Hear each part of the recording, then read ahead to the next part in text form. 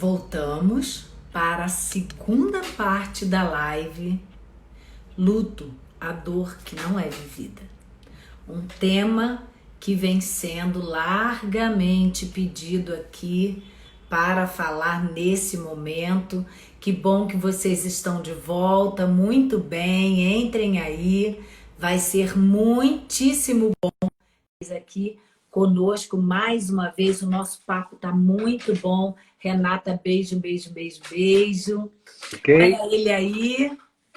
ok, tudo certo? Isso, tudo perfeito. Demorei um Agora pouquinho porque tem que salvar o tinha que vídeo lá acabar, no GTV, no senão IGTV. não salva e aí não dá, né? Mãe, Bem-vindos de volta e muito obrigado isso. por voltarem. Isso aí, tô felicíssima. Olha só, Também. Eduardo. Tu quer É coisa melhor do legal. que isso, Não, né? impressionante. Isso aí, Obrigado. muito obrigada a vocês, a minha gratidão. É sempre muito bom poder conversar com vocês. Só que agora eu entrei no segundo tempo com o Eduardo, mas eu vou fazer um pedido, viu? Olha o Paulo passando aí. Eu quero fazer um Oi, pedido a Paulo. vocês, meu maridão. Quero fazer um pedido a vocês, que vocês interajam, façam perguntas para a gente poder responder. E assim, além do nosso bate-papo virar uma roda de conversa, né? A gente vai poder esclarecer algumas dúvidas, algumas questões que por acaso vocês tiverem e acharem necessário pedir esse bate-papo. Tá Minha bom? prima lá de São longe pra caramba, São Paulo. Esqueci até o Olha nome agora. só, gente, Soraya, são tudo lá não bem? sei da onde, mas é Lá prima não sei dele, da entrou onde. aqui. Obrigada, prima dele. Ótimo. Olha a Daniela Soraya. Cunha aí, que coisa boa. Ana Baltazar, vamos lá, Foi de novo vamos mesmo. falar sobre isso, né? Você vê, Eduardo, como que as pessoas estavam José precisando. Bonifácio, ó, tá vendo? Ela é de José Bonifácio. José É que eu fiquei Bonifácio. nervoso aqui vendo você entrar. É, olha aí, viu aí? Tá É, vendo? muito Deixou o homem prestígio. nervoso. Lá, José Bonifácio é muito longe. É longe pra caramba. Que bom, que prazer ter esse pessoal todo aqui, né? E É, aí, muito Eduardo, bom. você vê as pessoas voltando, né? Isso me mostra o quanto que esse tema é importante de ser falado e tem sido necessário, né? Com certeza. Então, Vamos vamos lá, tem lá uma pergunta começar. aqui, ó. Tem Renata Terapeuta, Renata Matos, irmã de uma amicíssima da época da faculdade. Normalmente, o luto tem um tempo médio de duração, pois ouvi dizer que essa elaboração costuma durar por volta de 5 anos. Ui, é muita raça de tempo, né? É. Fala aí, Eduardo, o que você tem para falar a esse respeito? Olha, isso, assim, isso gerou, foi uma das grandes discussões há 4 anos atrás, quando saiu a última edição do Manual Diagnóstico de Transtornos Mentais da Associação Psiquiátrica Americana, o famoso DSM-5. SPM5. Porque o DSM-5 ele chegou a colocar, isso já foi revisto, né, que você, após 2 dias de luto, já poderia fazer um diagnóstico de luto patológico, tá? E aí a gente, obviamente, a gritaria foi grande, né?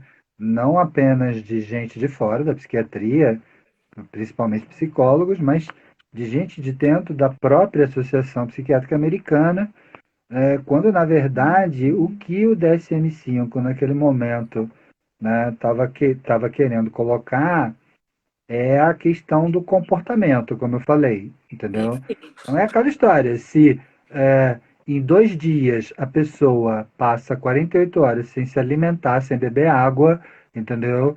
E tem um comportamento disruptivo, aonde pega um monte de remédio, tenta morrer junto com a pessoa que morreu, então você não precisa esperar 2 semanas, um mês, 3 anos, entendeu? Você tem que agir tá ali no Porque momento. pode acontecer de você disparar, entendeu? Até mesmo um surto psicótico mediante ao choque da perda, Ou a tá? pessoa conseguir se matar mesmo. Pois é, Mediante, então, né? assim, existe essa possibilidade. Mas, para que isso não ficasse, né, você só pode realmente considerar um luto patológico praticamente depois de um ano, tá? Aonde essa pessoa já está em acompanhamento, não por causa de luto patológico, mas eventualmente por causa de uma depressão, entendeu? Porque às vezes a depressão ela vai se instalar, entendeu? Única e exclusivamente pela perda, não necessariamente pelo luto. São duas coisas um pouquinho diferentes. Separadas, é. São um pouquinho Juntas, mas diferentes. separadas. Entendeu? Então, por exemplo, a morte de um cônjuge pode gerar uma sobrecarga, por exemplo, na criação dos filhos, pode gerar uma questão econômica, entendeu? E, na verdade, você tendo esses fatores estressores, você pode desenvolver quadros psiquiátricos, Uhum. tá? Mas que assim, estariam ligados ao luto, mas de uma forma indireta. Não é um adoecimento por causa do luto, mas por causa da perda e das consequências que essa perda trouxe. Então, é interessante a gente determinar que você precisa, primeiro, definir que o estressor que levou ao adoecimento, ele é o luto e não as consequências do luto que giram em torno da perda, ok? Primeira Causa e coisa. consequência. Então, normalmente é assim, a boa psiquiatria não se preocupa em fazer um diagnóstico imediato. Isso eu falo o tempo inteiro. Obviamente que é normal, humano, aceitável, que você vai ao médico e você quer ouvir um diagnóstico. A coisa mais difícil de se fazer em psiquiatria é diagnóstico. Eu não Sim, tenho nenhum psicologia medo pura. eu não tenho nenhum medo de dizer isso, entendeu? Tá? É, até porque não é minha preocupação fazer um diagnóstico num primeiro contato que eu tenho com uma pessoa, independente do motivo que ela tenha ido ao meu consultório, O que é mais entendeu? importante nesse O momento? mais importante é eu saber o que eu posso fazer para tirar aquela pessoa daquele estado que está alterando a vida dela. Ponto Que final. é conhecê-la, né? Entendeu? Que E é eu conhecê-la primeiro. só posso fazer isso se eu tiver um tempo suficiente, tá, para poder fazer uma boa entrevista psiquiátrica, né? Uhum. Infelizmente, a gente não consegue fazer uma entrevista psiquiátrica em 10 minutos, como a gente vê acontecer muito por aí, A tá? Renata colocou aqui um tempo de até 5 anos para esse luto ser vivido, ser. Não Tem sei, lutos que não Renata. acabam nunca, Mas aí eu não sei se são patológicos, entendeu? né? É claro que, assim, falando de uma experiência pessoal, né? Não tenho a menor dúvida de que a minha esposa, a Ana, conhece Patrícia, entendeu? Ela até hoje, né? Tem um luto pela perda do pai dela, entendeu? Já se vão 3 anos e meio, entendeu? Mas é um luto vivido. A gente está falando do luto não vivido. O que vai Isso. adoecer Esse é é o o luto diferencial. que você não admite e que você não tem, como eu falei, né, mecanismos de defesa que podem ser única e exclusivamente psicológicos, mas também podem ser é, a religião, a espiritualidade vai ajudar demais em você ter um luto. Então, assim, eu queria saber se a Renata tem assim, da onde surgiu o dado de 5 anos, porque a psiquiatria vai avaliar esse diagnóstico em até um ano. 5 anos eu não conheço esse dado. E uma das coisas, Eduardo, que contribui para que o luto se torne patológico, por exemplo, é quando a pessoa nutre, sente, carrega com ela um sentimento de culpa pela perda do outro. Esse é Sim, um dos aspectos que sim. abrem espaço para que o luto seja patológico. A pessoa é envolvida num sentimento de culpa que a consome e aí ela não consegue abrir mão daquele sentimento de culpa porque não elabora.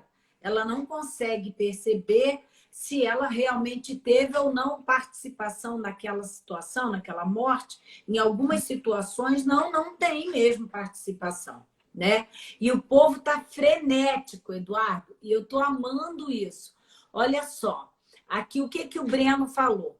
Gostaria de ouvi-los a respeito dos problemas entre tempo de luto versus necessidade de trabalhar, pagar contas.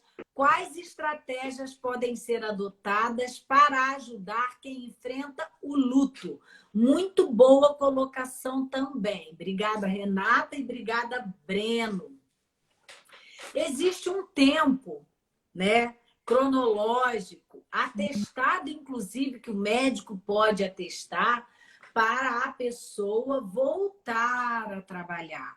Normalmente, aí, uma semana, né, 15 dias, é um prazo razoável e até comum da gente ver quando uma pessoa perde um ente querido, mas vai ter que voltar à sua vida normal. A vida vai precisar continuar.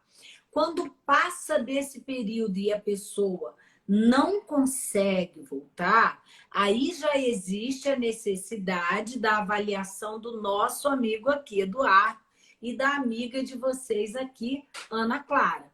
A gente vai precisar avaliar quais são os recursos internos desse paciente, desta pessoa, que estão tão comprometidos que ela não consegue trabalhar. Voltar à vida normal e ir carregando essa dor e elaborando essa dor aos poucos. As contas aparecem para pagar? Aparecem, mas em uma semana, 15 dias, não vai enforcar ninguém, né? Então, eu preciso ter bom senso também nessa situação para que o sujeito consiga, voltar a trabalhar. Eu vou dar um depoimento meu rapidíssimo. Meu pai faleceu vítima de câncer e a primeira coisa que eu fiz quando eu peguei o exame das lâminas foi negar. Sabe por quê? Eu não li o exame todo. Eu entreguei para o meu irmão e falei, pô, não tem nada, papai está livre disso, graças a Deus não é nada disso. Eu tive uma cegueira psicológica absurda. Aí meu irmão pegou o exame, leu no outro dia e falou, Ana, você leu a última página do exame? Eu falei, não, eu li tudo, não tem nada. Ele falou, procura aí no Google, adenocarcinoma. Quando eu olhei, eu tomei um choque tão grande que eu chorei tanto no computador que a minha secretária gentilmente passou aí na live, disse assim, doutora, a senhora está precisando de ajuda? E eu disse para ela, meu pai está com câncer. Meu luto começou ali. Meu luto começou ali. Depois, com tudo que houve, dia a dia, quando ele veio a falecer, isso durou aí uns 6 a 8 meses, eu entrei no fundo do poço. Eu chorava de manhã à noite, tá? Por quê? Porque ele dizia para mim, filha, eu não quero morrer no hospital, eu quero morrer em casa. E eu, dentro da saúde, quando ele começou o radidor e ele estava com uma metástase na coluna, o que eu fiz, gente? Tentando aliviar a dor do homem que eu amei demais, amo até hoje. Levei para o hospital.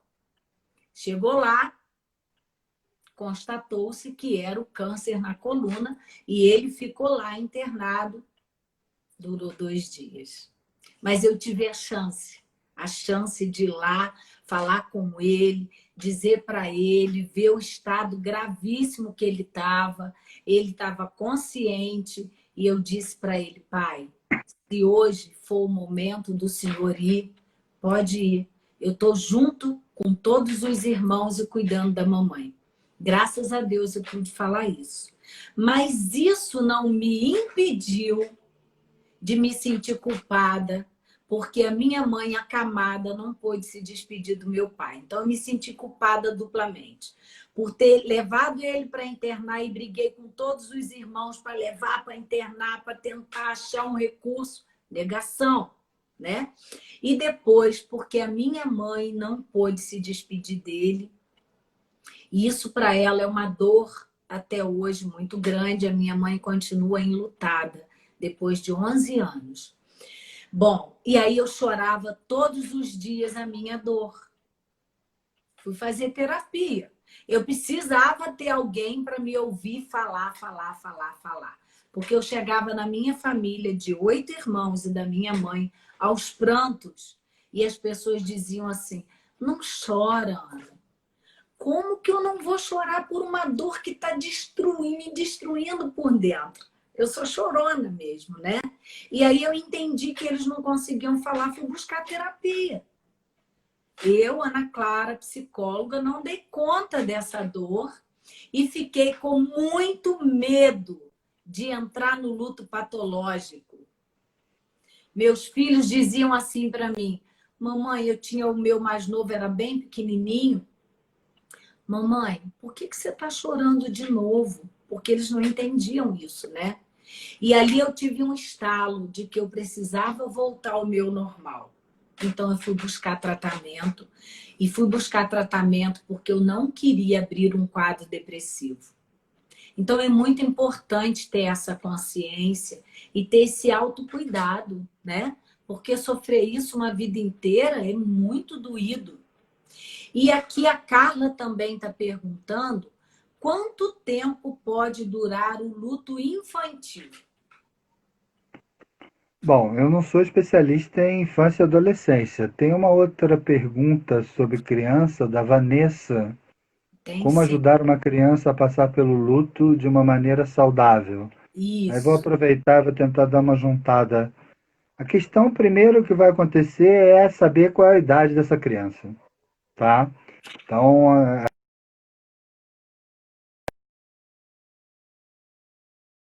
depois é uma fase, dos 2 aos 5 você tem outra, dos 5 aos 8, e são fases de tempos pequenos, onde elas mudam muito rapidamente na sua capacidade de memorizar, Elaborar. vivenciar, elaborar. Então, é diferente uma criança de 10 anos de idade perder uma avó, um avô, um pai, uma mãe, e uma criança de 3 anos de idade ter a mesma perda. É muito diferente. Lidar da mesma Óbvio, maneira. óbvio que a questão é toda um suporte, né, que tem que ser dado, mas aí os especialistas da psicologia infantil e da psiquiatria da infância e adolescência falariam muito melhor. Mas assim, eu vejo a questão de que as crianças elas têm uma capacidade, e aí se estende a maioria das idades, de uma adaptação, entendeu? E aí vai depender muito do tipo de morte que aconteceu e como essa morte foi trabalhada. É como a Ana falou, entendeu? Quando ela soube da situação, não é a criança, mas quando soube da situação. Então, quando você tem, também vai variar muito de acordo com a noção que se tem. Uma morte repentina é diferente de um processo de adoecimento numa doença terminal, né? Onde você vai vivenciando, né, as etapas, e quanta gente, né, numa questão dessas não chega no final e se sente até aliviado, pode se sentir culpado por se sentir aliviado, porque a pessoa finalmente descansou, dizemos muito isso, né? Então, não existe uma fórmula mágica para gente, nem com criança, nem com adulto, né? Então, também existe assim uma uma pergunta da Dilma, né? É verdade que as mães que vivem o luto de um filho jamais será a mesma? Eu acredito que ela jamais será a mesma, entendeu? Eu costumo Aquele filho dizer não que está se mais ali, né? não, e assim, aí é aquela história, né? Sempre procurando me colocar no lugar do outro. Se tem uma coisa que me apavora, seria perder um filho, entendeu? Acho que eu não sei se eu aguentaria, né? Então, eu digo isso, inclusive, para mostrar o quanto, independente do luto ser da mãe que perdeu um filho, da filha que perdeu um pai, entendeu? Né? É, é, ninguém é o mesmo depois de um luto. Ninguém é o mesmo depois da Com morte de uma certeza. pessoa. Não é, né? A gente não é, não ser o mesmo. Isso é importante, né? Não ser o mesmo não significa que eu viva uma vida patológica, uma vida desgraçada, uma vida infeliz. Infeliz. Não significa isso, entende? Então a gente tem que também distanciar, né, essa coisa do, do, das emoções, das vivências que a gente tem ao longo de uma vida inteira.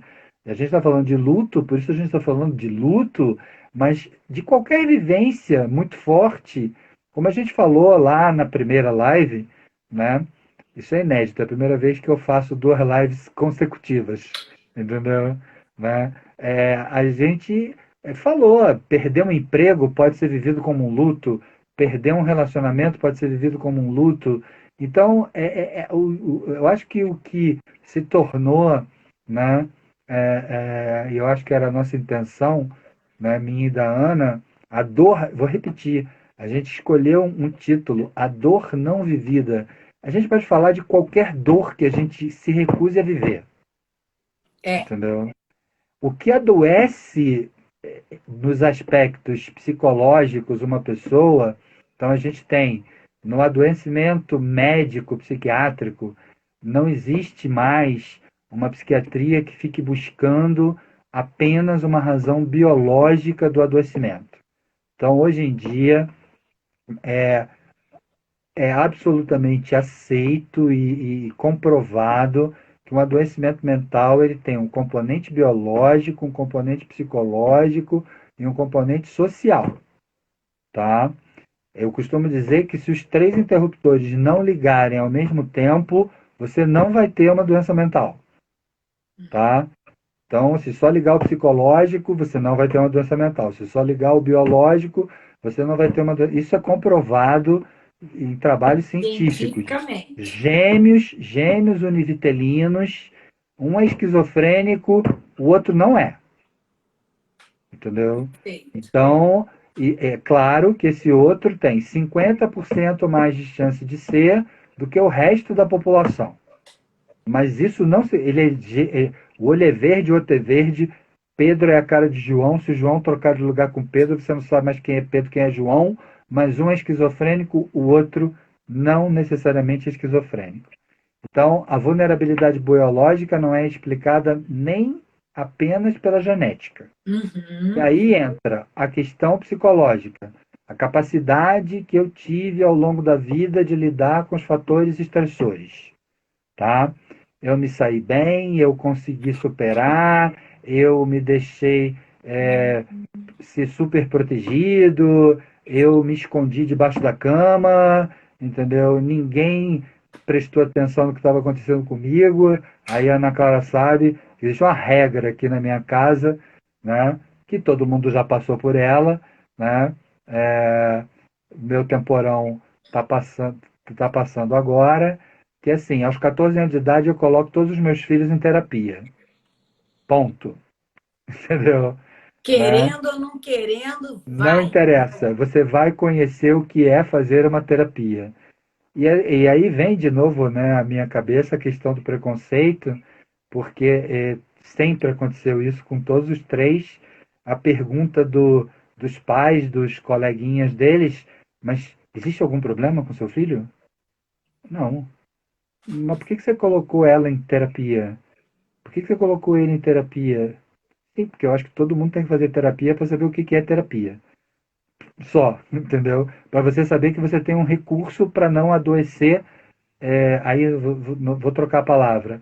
Para que você não saiba como usar as defesas psicológicas que todo mundo tem. Uhum. Todos nós temos essa capacidade. E óbvio que a parte social, que está muito associada com as perdas, então perdeu um emprego, né? Teve uma queda econômica importante, como está acontecendo com muita gente agora. Tem gente que está adoecendo não é por causa do Covid diretamente, tem gente que está adoecendo porque está quebrando, porque não consegue botar Sim, comida em casa, sim. entendeu? Então, Fechou a empresa. então, é assim, o importante é que viver a dor que a gente sente, entendeu? Não ter medo de dor. É difícil isso. Isso é um Ah, exercício. caramba! Esse é um exercício, mas isso é um exercício. Isso é um exercício, né? Eu faço psiquiatria, tenho muito orgulho de ser psiquiatra, médico. A Ana Clara me conhece. Não sou psicoterapeuta, porém, não só trabalho com os psicoterapeutas, os psicólogos, como faço terapia desde os 19 anos de idade e não largo, entendeu? Porque na hora em que eu tenho um espaço para dividir os meus conflitos, as minhas dores, as minhas emoções com alguém que é profissional, entendeu? E que sabe como me fazer ligar as minhas defesas, né? Isso é fundamental para que eu possa passar pelas dificuldades da vida, entendeu? É, Se tem uma coisa que eu tenho certeza é que eu não sou iludido, é de que é moleza passar por esse mundo, não é não, entendeu? Mas não é mesmo. Assim, quando começou a pandemia, eu fui estudar a gripe espanhola, depois eu acabei estudando a Segunda Guerra Mundial, depois eu comecei estudando o Ebola, não no sentido de estudar a questão do vírus Ebola, mas do que entender acontecia aquele ali, contexto, né? o contexto, entendeu? De todas essas situações onde as perdas são Brumadinho, Uhum. entendeu? A nossa enchente em 2011, que eu estive dentro do Vale do Cuiabá, entendeu? Então, eu acredito muito na questão do enfrentamento, da gente não ter medo. E assim, não ter medo, não é que a gente não tenha medo, eu morro de medo, entendeu? Mas isso eu falei hoje na reunião dos professores da Faculdade de Medicina, e é que uma coisa que isso que está acontecendo aqui, como aconteceu nas reuniões, eu nunca frequentei uma reunião onde eu conheci praticamente todos os professores que dão aula na faculdade, porque os horários não batiam. E agora, como é online, e aí todo mundo marca mais ou menos essa hora, você conhece todo mundo, entendeu? Então, o que me gera isso? Me gera isso que está acontecendo aqui agora, né? Eu pertenço a uma sociedade.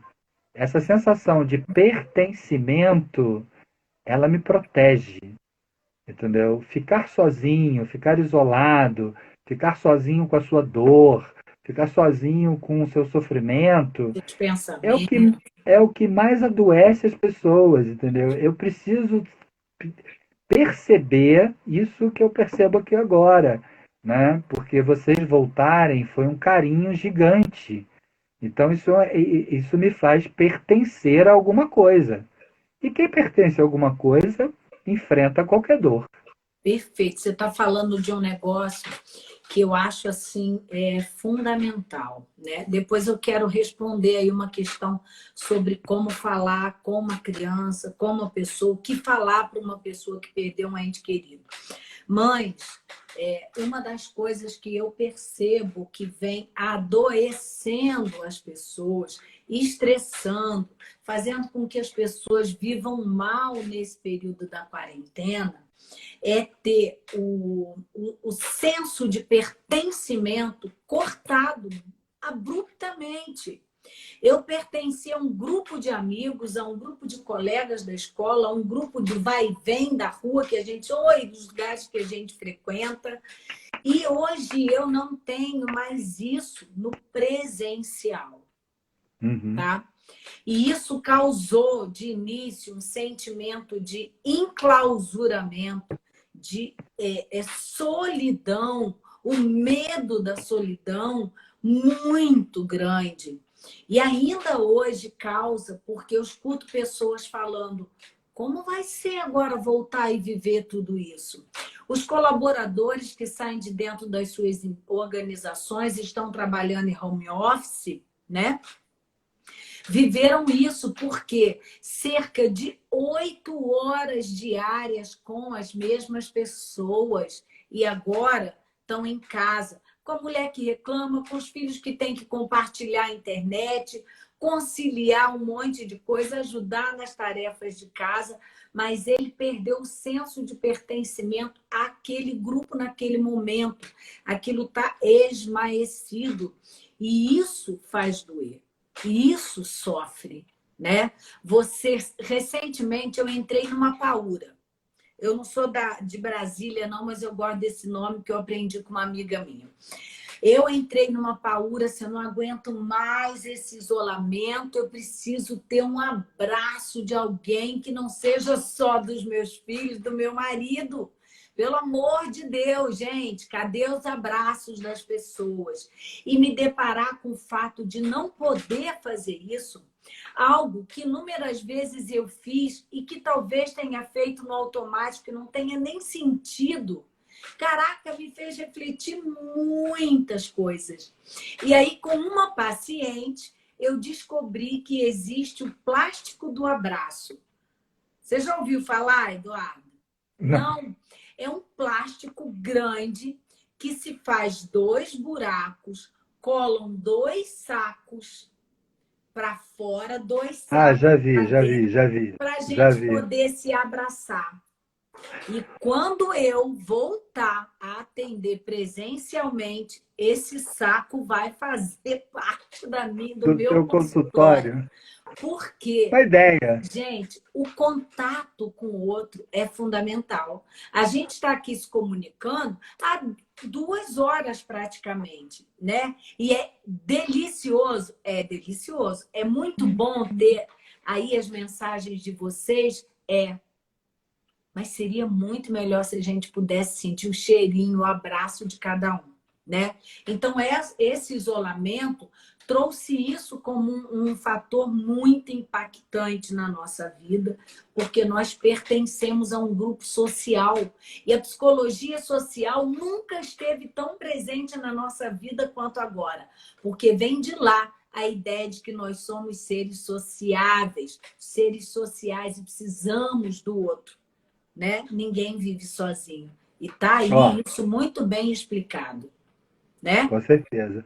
Eu vou pedir licença porque eu vou prestigiar minha prima que está lá no interior de São Paulo e Fala fez aí, pergunta aqui. fala. Né? Ela pergunta assim: na perda de alguém, quando vira melancolia, precisa medicar? A questão da medicação, ela não está ligada, como eu falei, obrigatoriamente a você ter um rótulo, tá? Se eu pegar a definição de melancolia, não, eu não precisaria medicar uma pessoa melancólica. Mas eu sempre me preocupo em saber, né, o que está sendo chamado de melancolia, porque existe um problema muito sério na, na psicologia, na psiquiatria, que são os significados, os símbolos, os signos das palavras, né? Quanta gente aqui já não conversando com um amigo quando se podia sentar numa mesa de bar e tomar um chopp, Ele virou e falou assim, ah, eu ando meio deprê, entendeu? Mas num sentido assim, Astral. também tô cansado e tal, não sei o quê, as coisas não estão dando muito certo. Mas não tá deprimido, não tá dizendo que tá deprimido, doença, No né? sentido transtorno, doença. É, não, e nem mesmo de nada muito grave. É que o dia foi um saco, o chefe chamou atenção, entendeu? Pô, tô de saco cheio, tô meio deprê. E hoje é melhor beber que eu vou pra casa porque eu tô meio deprê. Por favor, não façam isso, entendeu? Mas o que eu quero dizer é assim, essa terminologia ela é complicada. Então, assim, volto a dizer, a grande preocupação que eu tenho com uma pessoa que me procura que muita gente, Ana Clara eu sei que não passa, não tem esse problema, mas muita gente que me procura, ou até que não encaminha paciente, voltamos a falar, tem medo da questão da medicação. Quando a medicação, na verdade, não é um paliativo, não é. É porque se constata que existe um mau funcionamento, entendeu? Então, como a Ana Clara falou, na live Bioquímica. anterior, se eu tenho um mau funcionamento no coração, pode não ser nada grave, mas se eu não tomar cuidado, vai se tornar grave, entendeu? Então, assim, a gente tem estatísticas terríveis de que uma pessoa com depressão chega a levar 3 anos para procurar, entendeu? O auxílio profissional, entendeu? Especializado, né? A gente tem uma estatística que mostra que metade das pessoas que têm depressão não estão em tratamento de maneira alguma, né? Um quarto está em tratamento com clínicos de outras especialidades e só um quarto está em tratamento com o profissional que pode tratar da depressão, que é o psiquiatra, entendeu? Por quê? Porque muitas vezes você está, sei lá, no endocrinologista e você comenta que você anda meio triste e você ganha um antidepressivo de presente na receita, entendeu? E a única coisa que ele ouviu de você foi que você está meio triste, entendeu? E assim, me desculpe, mas meio triste não é motivo para dar remédio. Então, a questão melancólica, para você ter uma ideia, existem pessoas com personalidade melancólica, Perfeito. entendeu? E não preciso medicar essas Pessimista. pessoas. A pessoa que é Exatamente, pessimista, ela vai ser melancólica, porque ela vai exatamente, colocar o tempo inteiro, ó dia, ó chuva, ó noite, ó azar. Ela é melancólica. exatamente. Aí tem uma outra pessoa, a Gabi, acredito que Gabriela, Souza Dias, que pergunta assim: se a pessoa não viver esse luto assim que perde seu ente e aí fica, a ficha cai depois, pode Uhum. ser pior? Não sei, entendeu? A gente está falando aqui da dor não vivida. É claro que a dor não vivida ela tende a estourar de uma maneira mais forte mais adiante, sem dúvida nenhuma. Mas é como a Ana Clara falou, como existe um período de negação, tá? Que é normal, num primeiro momento, a pessoa pode. Eu já ouvi esses relatos no meu consultório, do tipo assim: eu não chorei no enterro da minha mãe. Sim, Ok, volto a dizer. E assim, esse tem sido o foco, né? E a Ana Clara está me dando uma oportunidade ótima para reforçar isso cada vez mais. Não adianta a gente querer fazer a nossa especialidade, seja a psiquiatria ou a psicologia, tá? Com pressa e sem conhecer a pessoa que a gente está tratando, tá? Então, cada pessoa, eu posso ter um monte de critérios diagnósticos para luto patológico, eu posso ter um monte de critérios diagnósticos para depressão, e é claro que eu os conheço, eu posso ter critério diagnóstico para transtorno do pânico, para transtorno de estresse pós-traumático, mas a minha história de vida, então, como eu, Eduardo, ou como Ana Clara, vai viver a depressão, ela se torna uma depressão diferente e individualizada. perfeito. Isso tem Entendeu? a ver com a história, a trajetória, as vivências Pois e é, experiências de cada pessoa. não tem como você jogar isso fora na sua avaliação, Eu sempre entendeu? digo que o paciente não tem que se encaixar na terapia, no modelo terapêutico. O Ou modelo no critério terapêutico diagnóstico. serve ao paciente, né? São apenas indicativos para você seguir numa determinada num determinado caminho. É claro que é importante a gente entender de um diagnóstico, saber conhecer, entender as nuances desse diagnóstico. Mães, ouvir, gente, ter escuta ativa é fundamental para você entender, inclusive, por que é que o luto está deixando a ficha cair um ano depois. Isso tem uma bagagem para essa pessoa. E a gente precisa conseguir ouvir tudo isso, né? Se despir de rótulos, se despir de tudo aquilo que a gente entende na teoria e ser uma pessoa ouvindo outra pessoa. Senão não vai funcionar muito bem. Pelo menos essa é a minha visão, né? Eu prefiro ser mais cautelosa e ouvir primeiro para saber qual é o terreno que eu estou pisando.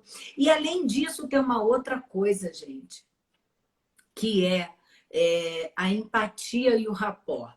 Como que eu vou conseguir tratar do luto de uma pessoa se eu não for empática à dor dela?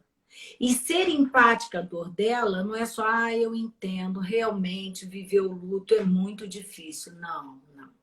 Eu preciso escanear as emoções dessa pessoa. Eu preciso entender o padrão de funcionamento mental dessa pessoa. E isso leva um certo tempo, né? Uma pessoa perguntou assim: mas as medicações não anestesiam essas emoções, não anestesiam essa dor? Não, se ela for bem medicada, não. Se ela for dopada, aí já era. Mas se ela for bem medicada, essa medicação vai ser uma sementeira, uma cama aconchegante para essa pessoa conseguir ultrapassar o pico da dor e depois poder desmamar dessa medicação e trabalhar o que precisa ser trabalhado. Eu sou psicóloga há 24 anos. E talvez não, certamente, porque eu trabalhei na psiquiatria, fui estagiária e fiquei lá um tempão, que eu sou a favor da medicação, sim. Sempre? Não. Tem pacientes que me pedem para encaminhar para um psiquiatra e eu pergunto assim: me faz entender isso melhor? O que está te levando a querer ir para um psiquiatra? O que uma medicação poderia te dar que aqui no teu processo de autoconhecimento você não alcançaria? Mães, sou profissional e ética o suficiente para perceber que quando o meu trabalho não ajuda suficientemente uma pessoa, eu preciso de apoio. E esse apoio é um psiquiatra. E quando não é um psiquiatra, não é uma questão de medicação, pode ser uma atividade física, por exemplo, pode ser um hobby, né? Mas quando eu me deparo com um núcleo doentio, disfuncional demais daquela pessoa, e eu percebo que existem processos sinápticos, neurobiológicos envolvidos nessa questão, é óbvio que eu não vou deixar de prestar socorro a essa pessoa e não vou deixar de encaminhar, e vou deixar de encaminhar para uma pessoa que trate especificamente disso. E eu gosto de dizer o seguinte: veja bem, cardiologista trata coração. Endocrinologista trata a minha tireoide que não funciona bem. Neurologista atende, trata problemas neurológicos. Psiquiatra atende problemas, transtornos psiquiátricos que envolvem processos mentais, psicológicos e cognitivos. Isso tem que ficar claro, essa indicação. Aí, a chance dessa medicação cair como uma luva vai ser muito importante. Vai ser muito grande. Aí dá certo. E, numa grande maioria de casos, mais tranquilos, mais leves, com transtorno mediano, a medicação não é para sempre, não, gente. A medicação tem um uso temporário. Naqueles casos mais graves, dura muito tempo. E tem casos, como, por exemplo, a depressão maior, aí sim, talvez seja uma vida inteira, né? Tô falando besteira, Eduardo? Não, claro que não. A questão é, como qualquer coisa na medicina, o quanto mais rápido você chega para resolver o que está acontecendo. Entendeu? Exatamente. Vou dar outra estatística para vocês. 40% das pessoas que têm um primeiro episódio depressivo na vida, bem tratadas, medicadas e com psicoterapia, vão ficar curadas. Nunca mais vão precisar usar remédio, tá? 40% é um número grande, tudo bem. Poxa, 60% é maior, vira crônico. Mas 40% para a medicina é um número enorme de cura. Então, agora, o problema é o seguinte: o primeiro episódio começou há 5 anos atrás e ninguém tratou. Quando chegar na minha mão, ele virou crônico já. Então, o primeiro episódio começou há 6 meses atrás, chega na minha mão, é o primeiro episódio, existe uma chance muito grande de você conseguir fazer. Ela pode estar no grupo dos 40% que ficarão curados, tá? Eu vou fazer mais agradecimento aqui, porque até minha irmã entrou aqui na live, opa, que coisa né? boa! Minha irmã entrou, o Guilherme, conselheiro do Conselho Regional de Medicina, nosso representante do conselho aqui em Petrópolis, também entrou. Obrigado, Guilherme, né? Que coisa Amigos assim boa! queridos Muito obrigada. entraram, entraram nessa segunda fase, descobriram que a gente continuou Tá e vendo aí aí? entraram, não estavam na primeira, É, Gisele, né? Aqui a Paula, meu professor, a Gisele entrou, né? Gisele entrou e aqui a Paula foi minha aluna na UCP. Tem perguntas aqui para trás, eu não sei quanto tempo mais a gente tem, Ana. a gente tem 10 minutos. Eu só quero falar uma palhinha sobre como trabalhar o luto infantil, o luto nas crianças, né? Primeiro, a gente não pode ignorar que uma criança sinta a dor que um adulto possa sentir. São proporções diferentes, interpretação diferente, a capacidade de elaboração diferente. Mães, eu recebo. Ano passado mesmo eu tive uma criança aqui que eu atendi e a gente brinca. E na brincadeira essa perda aparece, né? E é aí que a gente vai pontuando e vai trabalhando e vai mostrando. E aí a gente tem várias estratégias para ajudar essa criança a elaborar. E foi tão lindo o processo que eu vivi, tão engrandecedor, que eu tenho gratidão e agradeço a família e a Deus por ter podido experimentar essa vivência quando a criança queria guardar num potinho as cinzas do pai, porque a família não sabia o que fazer com a criança. E aí eu posso guardar para mim? E a família pode. Eu, Ana Clara, particularmente, eu acho isso um pouco mórbido, mas vai de cada um, tá? E aí a gente trabalhando e esse potinho preto aparecia em todos os desenhos. Até que eu me toquei e falei assim, o que é isso aqui? Ah, esse é o pote de cinza do meu pai. E aí trabalhamos, chorei, vivemos aquilo junto, fizemos muita coisa de massinha, de argila, trabalhamos o que foi possível, trazia a mãe para trabalhar também nessa consulta, até que um momento o potinho virou uma coisinha pequenininha assim. Me chamou a atenção de novo, eu perguntei, o que é isso aqui? Ah, é o pote do meu pai que está esvaziando. Falei, opa, bom sinal, bom indicativo. Passado um tempo, o potinho não existia mais. E quando eu perguntei, cadê aquele potinho? E aí a frase da criança, aquele potinho foi jogado no mar. Eu falei, ah, é? Mas nós não desenhamos nenhum mar aqui.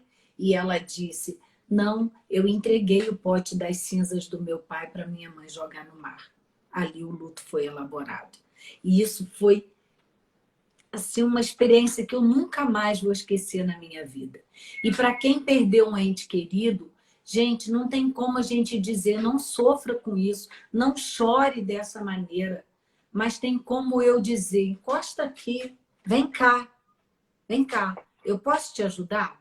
O que você está precisando de mim hoje? Isso faz toda a diferença. Isso é apoio, isso é solidariedade, isso é gentileza, isso é humanidade, né? Porque nada que o outro vai dizer vai acalentar a nossa dor. E às vezes a gente fala até que nem deve falar. Então, abrace, acolha, seja empático, seja humano com aquela pessoa. Só dela sentir a sua vibração e seu calor humano, já vai ser muita coisa que você pode fazer. Edu, 7 minutos para você falar Vilma, aquilo que você quiser falar para nós. E antes disso, eu já te agradeço do fundo da minha alma, do meu coração, a sua doação, a sua dedicação, boa vontade de estar aqui por 2 horas, que você nem pensou que fosse ser por duas né? horas. É, a tua entrega e principalmente a sua parceria comigo, não só profissional, parceria de vida, amizade, carinho, sinceridade. Então, muitíssimo obrigada, mas está aí o tempo para você terminar essa live do jeito que você achar melhor. Não, eu, assim, foi extremamente prazeroso. Foi uma das lives que me convidaram para fazer que eu tive mais prazer em fazer, né? Você sabe que eu amo você, assim, na Também. live, ao vivo, online, com o Paulo assistindo, não quero saber, Isso aí. entendeu? Nós Tá? nos amamos como irmãos fraternos, Exatamente, amigos. a gente trabalha há muitos anos juntos, como a gente falou, e assim, foi um papo muito agradável, as 2 horas passaram muito rápido, né? Desculpe, não pude interagir, né? Mas tiveram perguntas ali que eu gostaria de responder, né? Mas eu acho que a gente faz isso, né? E isso tem aparecido muito na pandemia. Eu tenho acompanhado muitos amigos de vários lugares, amigos de infância, amigos do colégio, amigos da faculdade, né? É, pessoas da família, né? E a gente vê as pessoas muito engajadas, né? Em auxiliar o próximo, em dar alguma coisa, né? Para essa situação. E eu acho que aqui a oportunidade que eu tenho de, de dar alguma contribuição para o sofrimento que é geral, porque ele não é só de quem perdeu alguém. Todos nós estamos com medo, todos nós estamos inseguros, todos nós estamos esgotados, todos nós. Mas, volto a dizer, a importância da gente ter decidido, né, e de uma forma surpreendente, tá, que nós íamos ficar juntos, nem que fosse dessa forma, né, como nós estamos ficando, Isso aí. né, e poder falar dessas coisas e poder, eu é que realmente agradeço muito a você pela parceria de anos, pela companhia de anos, pelo carinho de anos, né? É, esse respeito pelo trabalho. Eu e a Ana Clara temos assim um respeito um pelo outro muito grande. Um escuta o que o outro está falando de verdade, né? Parceria, né? não é uma coisa assim, o psicólogo me ligou, tá, ok, tudo bem, vou dar uma olhada nisso. Ou o psiquiatra ligou e falou assim, ó só, é, toma cuidado porque, sei lá, fala uma besteira qualquer, não sabe dialogar, né? E eu e a Ana Clara, graças a Deus, a gente tem esse diálogo assim muito bem estabelecido, É de né? complementação, né? É muito bom. Então, é essa Muito. sensação que eu falo, que eu acho que pode ser a solução do nosso tema, luto, a dor não vivida, é que você procure confiar mais nas pessoas que você gosta e que essas pessoas não vão sair do seu lado de maneira alguma em nenhum momento. Isso Eu aí. agradeço Muito bem. demais a companhia de vocês, agradeço demais quem entrou, agradeço demais gente que entrou aí, né, de forma carinhosa. A gente percebe que a forma que entrou foi uma forma carinhosa, né, pessoas que eu nem esperava que entrassem efetivamente e que viram lá a gente compartilhar no Instagram e no Facebook que ia ter a live assim, teve uma repercussão enorme, mas a gente entende também que as pessoas nesse horário às vezes estão É, jantando, estão com a família, né, e tudo mais. Mas quero agradecer a todos que vieram, todos que estiveram presentes. isso E aí. muito a você. Obrigada, amigo, obrigada. Nós propusemos essa live para levar alguma coisa nossa para vocês, né? Uma doação de tempo, de atenção, de conteúdo, mas nós nos sentimos altamente acarinhados por todos vocês que Com passaram certeza. aqui, que participaram, que deram depoimento, fizeram perguntas. E se alguém ainda tiver alguma questão para perguntar, porque são tantas que nós não conseguimos responder, pode me procurar no direct. Foco e bem-estar, foco e bem ponto estar. E no direct do Eduardo. Qual é, Eduardo? Eu não sei nem o que é direct. No Birman Instagram, Eduardo. É Birma o que Eduardo vai é a minha direcionar. página. Isso aí é o que vai É, direcionar para a mas página do Eduardo. Gente, estou até sabendo mais que ele. Olha só. muito Birman mais. Eduardo. Ele tá lá, ó, com uma máscarazinha, tá? É, Pode que não mandar pode pergunta tirar para ainda. eles, perguntas para mim, que eu vou ter o maior prazer de responder. Muitíssimo obrigada, boa noite, fiquem com Deus e vivam o momento presente. Um grande beijo. Edu, beijo no Beijo. coração de todos vocês. Obrigado a você. Bye, gente. Tchau. Tchau, tchau.